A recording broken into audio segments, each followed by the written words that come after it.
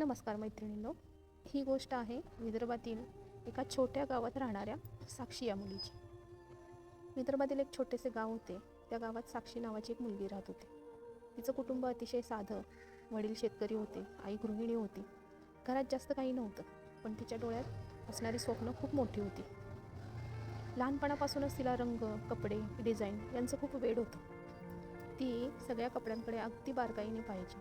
त्या कपड्यांची रंगसंगती, कोणत्या रंगाबरोबर कोणता रंग जास्त सुशोभित दिसतो, कोणत्या रंगावर कोणतं डिझाईन खूप जास्त खुलून दिसतं, याबद्दल तिला खूप आवड होती. या सगळ्यांबद्दल सतत माहिती घेत असायची.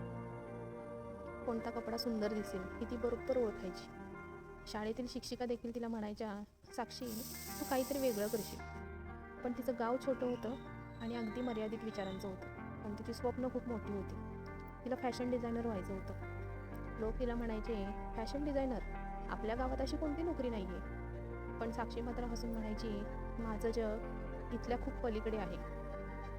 मग तिच्या मनात विचार यायचे की मला जर फॅशन डिझायनिंग करायचे तर मला कुठेतरी शहरात जाऊन शिक्षण घेण्याची खूप जास्त गरज आहे. मग तिला वाटायला लागलं की आपण मुंबईला जावं. मुंबईला आपल्या या कलेसाठी खूप जास्त वाव मिळू शकतो. मग 10वी नंतर तिला मुंबईला जायचं स्वप्न पडू लागलं. तिने सर्व कॉलेजची माहिती गोळा केली, पण तिथली फी पाहून तिचं मन खचलं. तिच्या मनात विचार येऊ लागले की एवढी फी आपण कशी भरणार, काय करणार, मुंबईपर्यंत आपण कसं पोहोचणार. तरी ती म्हणाली की आपण शेवटपर्यंत प्रयत्न करत राहायचं, प्रयत्न कधीही सोडायचे नाही. आई वडील देखील तिला म्हणायचे, बाळ, हे शिक्षण आपल्या आवाक्याबाहेरचं स्वप्न आहे.